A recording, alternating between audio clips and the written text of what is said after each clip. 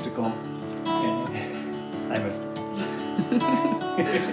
And we're going to be regularly doing podcast segments with the two of us and just talking about different things that have meaning for us, on this path. And so we'll start with gratitude today. And it's February, and we are fortunate enough to have this beautiful sunny morning here. And I am just really, really grateful for that sunshine. It's totally making my day. My gratitude remains the songbirds, because I think it's like a really great indication of moving out of the kind of cold winter. I feel like I'm a crocus right now. I'm grateful for their song, moving me outside. Well, thank you. Today we're going to dive into the question, what does it mean to be a practitioner? And to give context, we've been talking a lot about kind of what's going on with something of meaning and, this idea of cultivating creativity and connection and community. And, I've listened to a lot of podcasts where people start off by reading a bio and they talk about all of their various credentials and their business background. And that's awesome if that's where you're coming from. And that kind of work is really important, having researchers and experts out in the world. And we are both out there constantly reading and listening and learning from the experts in the world. And I think it's also true to say that when we looked at ourselves and we said, well, who are we to be sharing this information? The answer is that we're people who are practicing. We're people who are out there doing our best to learn and to grow day to day, and to actually test out the things that we hear and to try them in our own lives, and to kind of just regularly pay attention to what's working for us as we go forward, and just trying to get better a little bit day by day. So when we ask that question, well, who are we then? The answer is practitioners. And so that's what I kind of want to dive into a little bit further. And Mystical, I'm curious if you have any thoughts you want to add to that. I had this realization, I guess it was at the beginning of January, and it was actually the transition from consumer to practitioner. Like the thing that I have a really vivid memory of, and I think it was Amanda Scott's Accidental Gods podcast, I think it was the annual roundup for 2022. And there was something about it that made me realize I'd been like a fan, I'd been consuming and listening and being like, yeah, that's right, and in agreement for 2 years, and then Sharon Blackie's stuff as well, and been a consumer of what their output was, and then realizing that I wasn't, the ways that I was practicing, I wasn't doing as much as I felt I could. And I had this really clear moment of realizing that I needed to transition into practicing. And I feel like I've spent a lot of my life, I think we both have, consuming, reading the books, buying into, trying stuff on, and that in the last 3 years particularly, the practicing has become incredibly purposeful versus being I don't know what the word is, a natural, you pick stuff up and you habitual stuff you just start doing because you've been exposed to it enough. Yeah. Whereas now I feel like it's that difference, right? Between, we were just talking about at breakfast about being intentional versus being a product of your community. And we've been really lucky that we've had really good communities, so that the product of our community has been pretty good life and good values. But having that transition, and I'm curious actually, because I have a very key moment in my mind, right, recently, where I was like, I need to move from consumer to practitioner in this area. If you had a moment. I think that actually a big reason why I'm doing this is because of how many moments I've had. And the thing that I'm struck by in my life is how often that moment feels like it's the biggest epiphany in the world when you have it. And then you maybe it happens to you on a Sunday, and by Thursday, you're right back in your reality again, and so I think that's, the answer is yes. I've had a lot of moments. I've had a lot of moments over the years, and what has actually made the difference for me is looking at that question of what do I do next when I have that moment, of realization, right? Because I was kind of told this story when I was younger, and I don't know that I was specifically told it. I think just society sort of gave me this idea that if you were going to be an artist or a creative person or a successful person, that there was this inspiration that strikes, and you have this profound realization that I am a singer or whatever. And then, all of a sudden now you are met with this, incredible energy. You've been imbued with this, superpower, and then you go off and you become successful because you feel like being successful. And, that's so far from the truth. We know now, but it can be really, really hard to kind of square that circle of I've had this epiphany that I need to go in this new direction. And then what the heck do I do on Wednesday morning? What do I do? What's the little mundane thing? And did it really make a difference that I meditated for a minute today, right? There's no way that made a difference, right? So I think for me, the thing that has really changed the trajectory is this idea of looking at your trajectory, looking at the actions you're taking. And I think it really started from reading that book, Atomic Habits by James Clear. And I just loved the way that he broke everything down in his book. And the thing that really struck me was how little and doable the things were. I didn't walk away being oh my gosh, now what do I do? Everything is different in my life, and where do I start? I was oh, I can do a little thing tomorrow that's going to make a difference. But it was an interview with him, actually, where he said, if you're on a positive trajectory, if the things you're doing right now and the actions you're taking right now are making you a little bit better, then time is on your side. And that, in the long run, things are going to work out well for you. And on the other hand, if the habits and the actions you're taking and the choices you're making are making things a little bit worse every day, then time is working against you. And for me, that was really profound, because I went, okay, even if it's just a little thing, if the choices I'm making today make my life feel a little bit better and help me create a little bit more of what I want in my life, then when I wake up a year from now or 5 years from now, I have a lot of confidence that future me is going to be better off. I love that you ended with future me, because James Clear's Atomic Habits and Radical Compassion by Tara Brach were the two books most recently that kind of really sat with me and had the tools that they were teaching slip into my life really naturally. And I know a lot of it's stuff I'd read or seen or was already on board with, but maybe it's just the way they communicated it that finally I was being able to practice it versus be oh, I agree that, and now I'm going to carry on because it's Wednesday, like you said.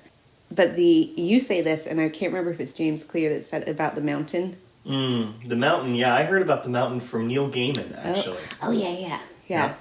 So the idea of the mountain, going towards the mountain, is the same idea of this votes towards future self. Mm-hmm. And when you break it down like that, and you have this really clear vision, which Tara Brach gives you a great tool visualization and an activity for you to visualize this future self, it became really clear for me what I wanted her to be. And also suddenly there's a really solid vision or somewhere to go. Right? Mm-hmm. The idea of I know what I do know is that the person I am today versus the person I was at 28 and the person I was at 18 are totally different people. And at those ages, I would have never thought this is who I would be now. Because I didn't think about it. right? I didn't think, what am I going to be like? Especially, 28 and 18, all you're thinking about is, well, I hope I'm cool. And now I can imagine what I want to be like at 48 and 58 and 68 and 78. And I want to make sure that I'm honoring her. And it like is a really easy thing for me to slip into believing because she is me and I am real. And so those votes that I'm making now on a daily basis that, like you said, are small, and sometimes I am confronted with the easy choice or the craving choice, and then there's the third, like, vote towards future self choice, and it's become easier.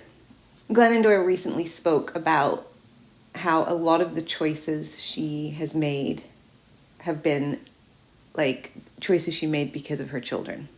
Like, she left her marriage because she wouldn't want her children to be in that kind of marriage, and she, is getting the help so that because she would want her children to get the help. And that has been a lot of my experience as well, especially as having been a young mom, is that I had children and was suddenly like, well, I better get my shit together because I don't want to repeat my cycles on them.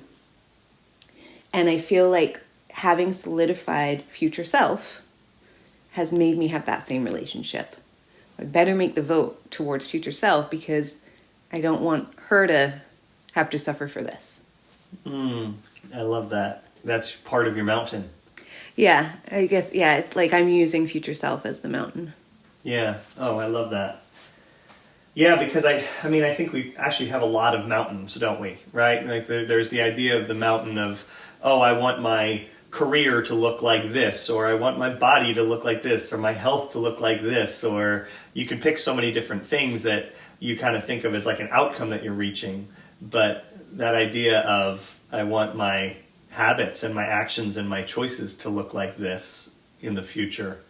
I want my future self to embody these things. I love that. Yeah, I think as well, I would say that the difference in the level of happiness and self-peace, though, comes from when the mountain or the future me has nothing to do with body or career and has to do with how do I want to be spending my days. Yeah. Right, which may involve things that make your body look better because you want to be active or whatever, right? And you may involve your career because you really love making podcasts and that will feed into your career. But it's more like imagining the kind of person you want to be inside and how you want to feel than it is what you want to be doing between 9 and 5. Right. Or in the gym. Hey, if you like what I do, I suggest you give the Something of Meaning newsletter a try. Every Thursday, you'll get a short email with an idea, a question, a suggestion, and a quote that help cultivate creativity, connection, and community. Let's take a look at some of the practical things, like some of the actual choices we're making. In terms of where to start, I think the question that I find really, really helpful is this question of, what is the thing that I can change tomorrow that I think is going to have the biggest positive impact on all the other things in my life?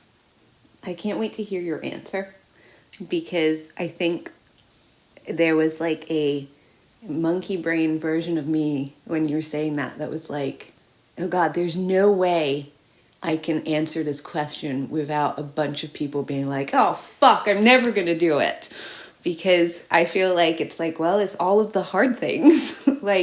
And they're not hard once you're doing them, right? But I remember being the person in the space of being like, how do I start? And then hearing and consuming the stuff that made me be like, oh, but I'm just not that kind of person. And so my answer was, the thing that came up is Alan Carr's I'm not a smoker thing. And we've spoken about this before, but this idea that the way you quit smoking, what's this book called? The Easy Way to Quit Smoking. The Easy Way to Quit Smoking is that you change your language and your belief system from I'm somebody who's quitting smoking to I'm a non-smoker. Yep. And that has been really fundamental to me in every aspect of my life. I'm not somebody that is trying to move my body more, or I'm not somebody that is trying to eat less processed sugar, or I'm not somebody that is trying to meditate.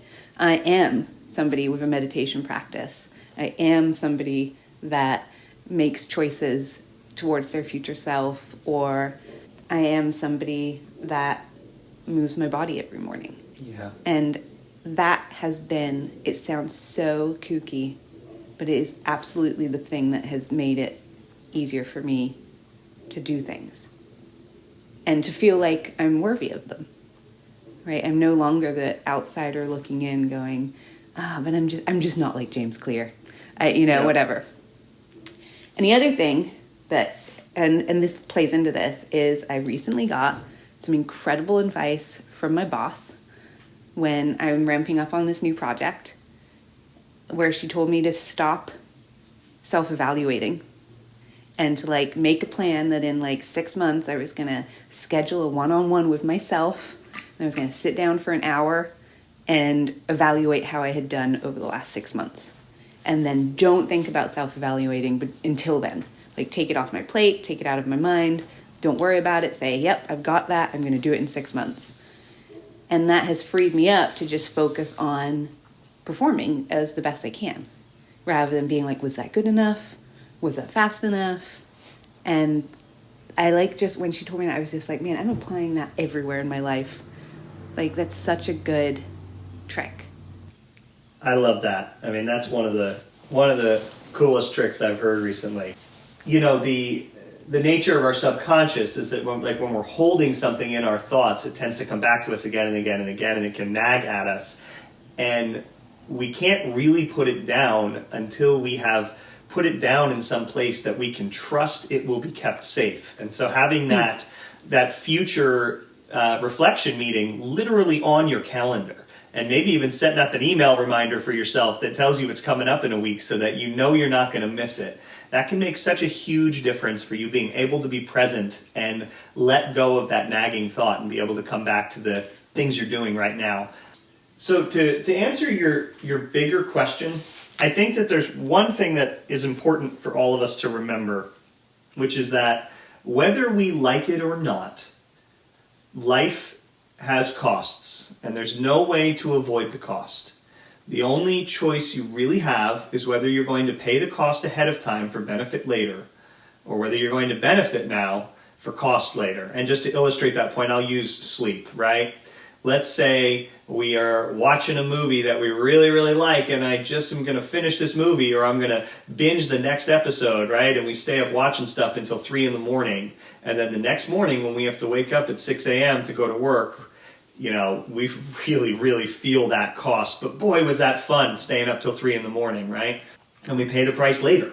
And you do that again and again and again, and then now you're, chronically don't sleep enough, and there's other costs that you start paying for that as well.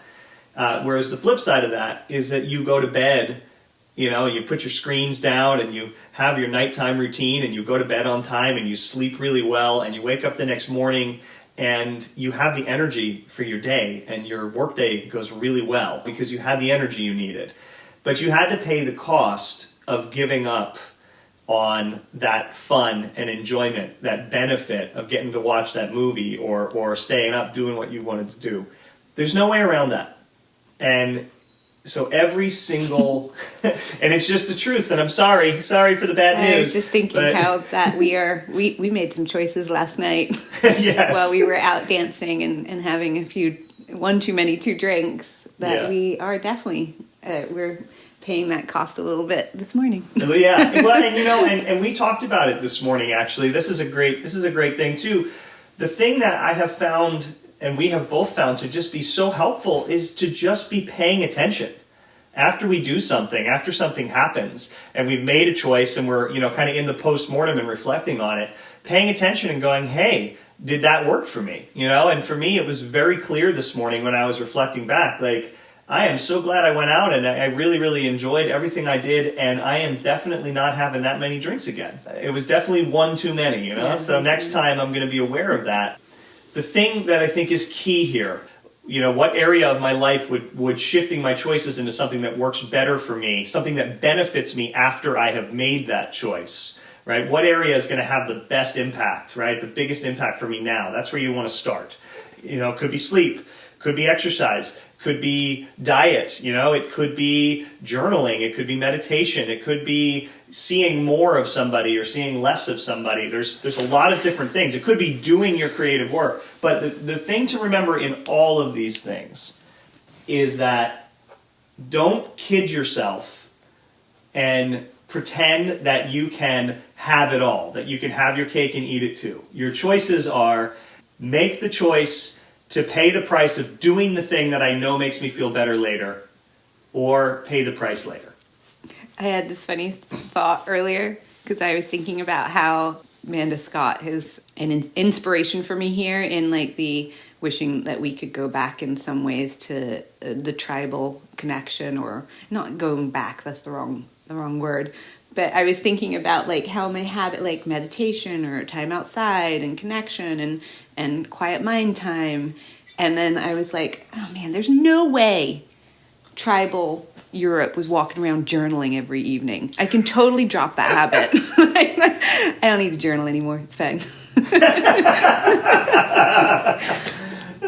By the way, it's been shown that one of the most common practices in traditional cultures is what they call the story of the day, where everyone goes out and they have their day and they all go and run their individual errands, and then they come back in the evening and they gather around the fire and they tell stories. I love 100% that. They journal. It's just the story of what matters to me in my day. I'm about that, and we do that at the dinner table, right? The whole like, how is your day thing. I think that, oh my God, that's a common, well, I don't know if it's common practice, but I feel like the idea of sitting around the table, at least in our circles and with our communities, and connecting with your kids at the end of the school day and checking in on stuff, right, is still a tradition that has lasted through the years. But I have to say, there's a bit of me, because I like consider myself somewhat of a writer, and I hate journaling. so I gave myself a free pass there recently. Yeah, absolutely. Well, and that's the thing, right? Every one of these habits that we choose to adopt or not, it needs to be working for us. Let's look at our monthly resolution a little bit together, because I think that we can kind of look at that. That'll help to look at the question of sort of where do we go from here. We recently decided to do resolutions on a monthly basis, and I think the word resolution, we just kind of grabbed that word and took it with us, because that's what you do, in January. It's what you do in January with your New Year's resolutions. What we really mean is that we set specific intentions in our lives for things that we are planning to do, that we want to add into our life or take away from our life. And we sit down at the end of each month and we actually say, okay, this is what we want to do with our exercise. This is what we want to do with our meals. This is, what we want to do with journaling, etc. And then we actually make a plan for how we're going to address that in the coming month. We also factored in fun. Absolutely, we did factor in. We factored in a lot of fun and one-on-one connection for us and connection for the kids. It wasn't just a classic, what are these wellness, things that we're going to do. Although I guess fun falls in wellness, but I think wellness is such a charged word right now. Yeah, the common denominator of all of this is choices that we are happy we made afterwards.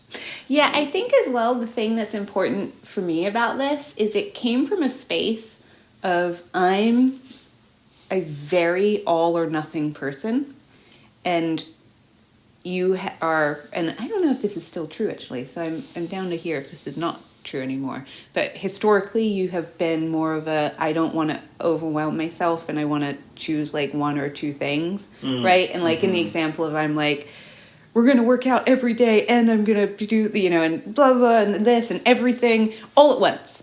And you've always been a big person of, we're going to add one thing in this week and then one thing in the next week. And so we were both ending up with experiments where we would start something and then kind of not and be off. And so the monthly resolution came in of like you can do anything for a month. And then you can be like, that fucking sucked. I want to do something else this month. It gives you so much more freedom, especially as somebody that's all or nothing, because I can be all in for January and then reassess in February.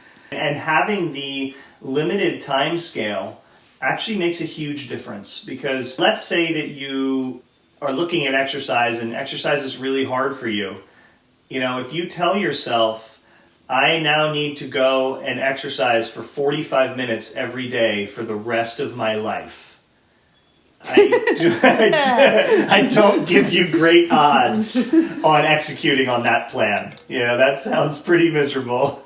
Although, you know, there is a decent chance that there will be a time in your life, if exercise is something you're committed to, or being healthy and having a healthy body is something you're committed to, not having that you kids. Probably will be exercising 45 minutes a day for the rest of your life. But that's not a helpful frame, you know. So a helpful frame is, if I was to kind of frame this process of the monthly resolution, or the monthly intentions, if you want, or monthly plan, I would frame it in these questions. I think the first question that I would ask is, okay, what are the top 1 to 3 areas of my life where making a change and shifting a habit is going to make the biggest impact on the rest of my life? That's my first question. 3 to 5 for me. Right. Well, and that's the thing. So the science on this, the research on this, because none of this stuff is totally scientific, it's still very qualitative, but the research on this shows that most people have a difficult time effectively adapting more than 1 or 2 new things into their routine at a time. So adding 1 or 2 things is probably the most that I can do. And if I try to add 5, you know, I'm trying to juggle 5 balls at once, the chances are that I'm going to drop all of them. So for me, it has worked really well to start by doing 1 small change and then maybe adding another small change. After that first change feels like it's become not necessarily fully automatic, but I'm no longer having to think about thinking about it. I'm just doing it now, you know? I just had this realization that it's really interesting how you and I have such a really different experience with this, because mine truly is 3 to 5, and like 1 would fall off straight away for me. And I think it comes from a history of a little bit faking it until I could make it, right? Like having to play roles or jump in, and, you know, and that comes from alternative education and being in a business industry that is very intense and high profile and a lot of imposter syndrome. And so there's a lot of you showing up and just being, and then also going back to the I'm a non-smoker, or it's like a belief system. Like, well, if I behave like I am future self, then I will be future self. And I think that's where my all or nothing comes in. Like, I have to do all of them and just kind of fake it till I make it, and then the habits stick. Yeah, I think the important takeaway here is that there isn't a one size fits all, and wherever you are in your journey is valuable. But I think it's that thing. It's like, don't kid yourself. If you have a history of taking on 5 things, then dropping all of them and being right back where you started, maybe try something different this time. That was the thing I had to do. Yeah, I think as well, like the thing actually, like if we think about the question of like, how do we take consuming lots of helpful information and put it into choices and practice? Yeah. The actual answer that has made it successful for us is that we talk a lot about it. Yes. And we read stuff together and we digest it and we break it down. And a lot of the time we have really different takeaways, and we are pretty good at communicating with those different changes and different points of view. And I think that for me has been the life change in the last 5 years, where you have helped me externalize all of the stuff I am consuming and put it into practice. Mm-hmm. And I think I've done the same for you. Yeah, we've definitely supported each other. And I think that's been really key. And like, you know, it's like whatever, a book club but just like externalizing your future self and your goals. And that's like, we have in the last 5 years been incredibly intentional about our community and our connection to each other and our land and our community, that it has externalized all of the stuff we've been consuming and dreaming and has helped us put it into practice. And like, I think that has been the thing. And then we have a ton of little tips and tricks, right? Like, we do this to make sure and that. But really the cornerstone for me is having somebody to postmortem with or to debrief with or to be like, hey, what do you think about this? And then we end up putting it into practice. Yeah, and I mean, and that's why we're doing this podcast, because if you are fortunate enough to have someone in your life already who you are really good at partnering with on, on shared goals and wanting to shift, then that is awesome. But we're also hoping that, checking in and touching in with us on a regular basis can help to serve that. What everybody has heard that old saying that we're the average of the 5 people that we spend the most time with. I think the thing that is true is that I have found podcasts seem to count for that. I definitely find that my day goes better when I surround myself with people who inspire me and bring me warmth and connection, and those people can be podcasts too. This podcast is brought to you by you, the listeners, via patreon.com/somethingofmeaning. Patreon's been a total game changer for creative businesses like mine, allowing me to be supported directly by my community. You can become a patron starting at $5 a month, and all levels of support receive the same patron-only benefits.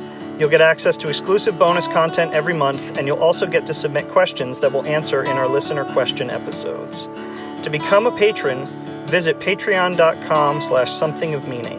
Thanks for your support. Now back to the podcast.